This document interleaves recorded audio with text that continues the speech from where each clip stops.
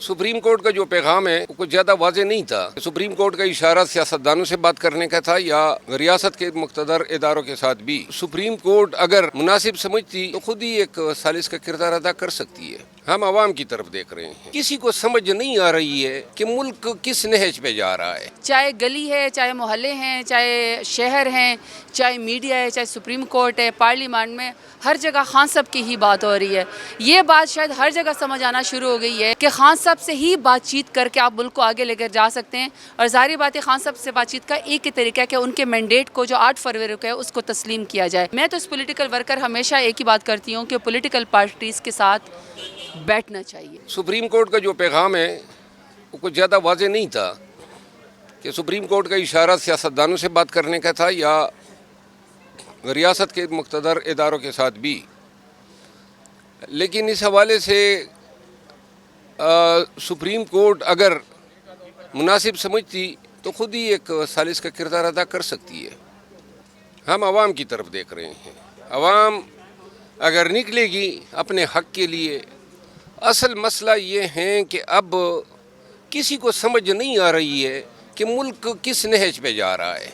अदालतें जो हैं वो ख़ुद सही तयन नहीं कर पा रही हैं।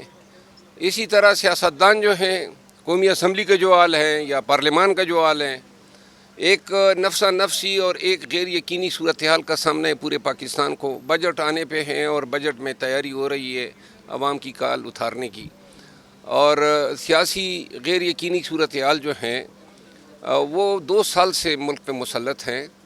तो लिहाजा इन तमाम हालात में पाकिस्तान जो है उसको संगीन ख़तरात लाक है और इसका होश के नाखुन लेने चाहिए। सबको तदारुक होना, इदराक होना चाहिए कि हम मुल्क को किस सिमत ले जा रहे हैं।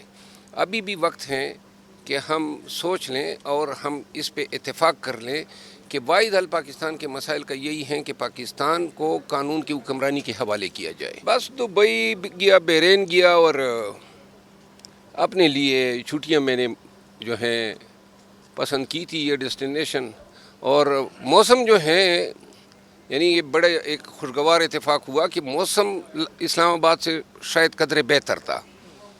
और बस वहाँ पे मेरा ख्याल है कि थोड़ा ज़रा ये पाकिस्तान की हीट से, सियासी हीट से, मसरूफियात से, बहुत सारी चीज़ों से ज़रा लाताल्लुक़ हो गया था, तो ज़रा थोड़ा सा सुकून मिला। अब जारी बात है मेरे और आपके सामने डायरेक्ट मीडिया की प्रोसीडिंग्स तो नहीं आई ना। वैसे तो सुप्रीम कोर्ट की जो प्रोसीडिंग्स है वो ऑन कैमरा है, सबके सामने, लेकिन अनफॉर्चुनेटली खान साहब को नहीं दिखाया जाता। तो मुझ तक और आप तक अभी कॉन्टेक्स्ट नहीं पहुंचा, असल प्रोसीडिंग नहीं पहुंची। हमें नहीं पता कि किस कॉन्टेक्स्ट में, किस पैरा में ये बात कही गई है। अलबत्ता ये बात हर जगह से ही, चाहे गली है, चाहे मोहल्ले हैं, चाहे शहर हैं, चाहे मीडिया है, चाहे सुप्रीम कोर्ट है, पार्लियामेंट में हर जगह खान साहब की ही बात हो रही है। ये बात शायद हर जगह समझ आना शुरू हो गई है कि खान साहब से ही बातचीत करके आप मुल्क को आगे लेकर जा सकते हैं। और ज़ाहिर बात है खान साहब से बातचीत का एक ही तरीका है कि उनके मैंडेट को जो 8 फरवरी को है उसको तस्लीम किया जाए।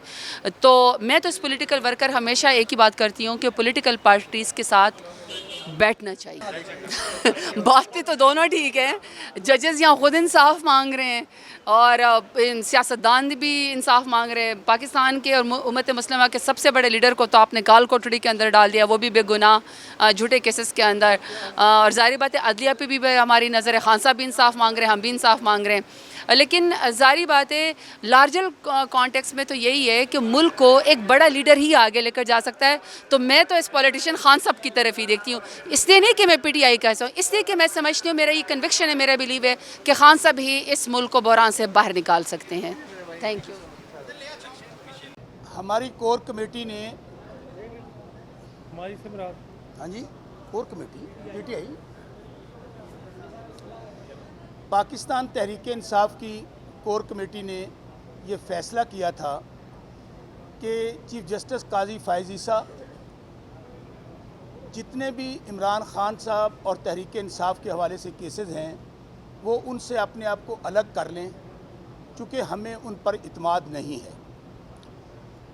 आपको याद होगा कि चीफ जस्टिस सुप्रीम कोर्ट साबिक चीफ जस्टिस गुलजार साहब ने 5 रुकनी बेंच ने ये फ़ैसला किया था کہ جو کیسز بھی تحریک انصاف اور عمران خان صاحب کے حوالے سے ہوں ان کو چیف جسٹس قاضی فائز عیسیٰ صاحب سماعت نہ کریں، چونکہ کنفلکٹ آف انٹرسٹ ہے، اور اس کی ہمارے پاس کیا ریزنز ہیں آپ دیکھ لیجئے۔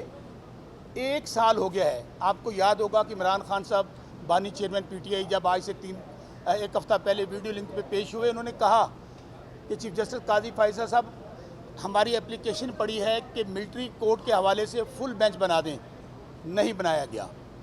8 فروری کے حوالے سے ہماری اپلیکیشن پڑی ہے کہ اس پہ فل کورٹ بنا دیں، نہیں بنایا گیا۔ انسانی حقوق کے حوالے سے چیف جسٹس قاضی فائز صاحب کو ریکویسٹ کی، خان صاحب نے بھی، ہماری پارٹی نے بھی اپلیکیشن پڑی ہے، فل کورٹ نہیں بنایا گیا۔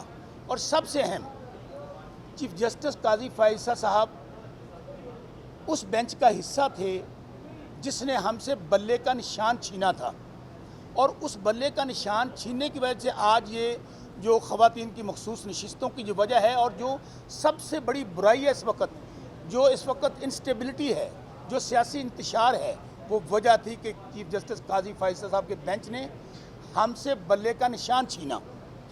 آگے چلیں، انٹرا پارٹی الیکشن ہوا، چیف جسٹس قاضی فائز صاحب نے اس کے اوپر کیا لکھا یو کے ہائی کمیشن کو کہ انٹرا پارٹی الیکشن ہوا ہی نہیں ہے، جبکہ الیکشن کمیشن کہہ رہا ہے انٹرا پارٹی الیکشن ہوا ہے۔ اس کے جب بھی کوئی سماعت ہوتی ہے اس پہ چیف جسٹس قاضی فائز صاحب، فیض آباد دھرنا کیس ہوا، وہاں پر 9 مئی کو لے آئے۔ تو ہمیں یہ بالکل سمجھ نہیں آ رہی کہ جب ہماری کور کمیٹی نے یہ فیصلہ کیا تو چیف جسٹس قاضی فائز عیسیٰ صاحب کو آج یہ کیس نہیں سننا چاہیے تھا، انہیں بینچ سے الگ ہو جانا چاہیے تھا۔ کوئی سوال ہے تو کر لیجیے۔ اچھا یہ بتائیے گا کہ آج پھر آپ سماعت میں بھی آ گئے ہیں؟ ہاں، اس میں ہماری جو لیگل کمیٹی ہے اس نے یہ فیصلہ کیا ہے کہ ہم پیش ہوں گے، لیکن ہماری کور کمیٹی کا فیصلہ جو آیا تھا وہ میں نے آپ کو بتایا ہے۔ اور ویسے بھی آپ مجھے بتائیے کہ جب کوئی سائل یہ عدم اعتماد کر دے اور کہہ دے کہ ہمارے کیسز آپ نہ سنیں تو ان کو الگ ہو جانا چاہیے۔ جیسے عدت کا ایک مشہور زمانہ بدنام زمانہ کیس اس حکومت کا، ان کو شرم آنی چاہیے کہ انہوں نے بشرا بیگم کے خلاف ایک جھوٹا عدت کا کیس بنایا، نکاح پر سزا دی گئی بشرا بیگم صاحبہ کو اور عمران خان صاحب کو، 200 مقدمہ پہلے بنا چکے تھے۔